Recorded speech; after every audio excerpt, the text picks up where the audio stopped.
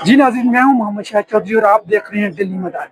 जी नाज़रीन, हम आपको ये डॉक्टर वर्दा कत्ल केस की स्टोरी लम्हा ब लम्हा अपडेट करते रहेंगे। अभी ये इस वक्त मौजूद हैं डिस्ट्रिक्ट हेडक्वार्टर हॉस्पिटल एबटाबाद में, और ये मुताखाना है, और इसमें डॉक्टर वर्दा का जो पोस्टमार्टम जारी है।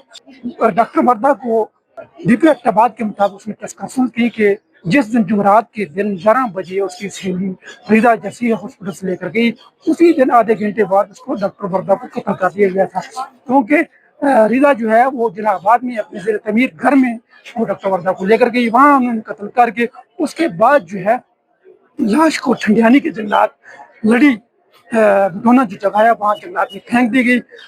जो गुज़श्ता रात है उसमें पुलिस ने इन्वेस्टिगेट, जो रिदा है उसने बताया कि हमने डॉक्टर वर्दा को कत्ल कर दिया और फलां जगह पे पहुंचाया है। नदीम और परवेज की निशानदेही पर वहाँ से उन्होंने डेड बॉडी रिकवर की, और आज जो है यहाँ पे भी पोस्टमार्टम हो रहा है।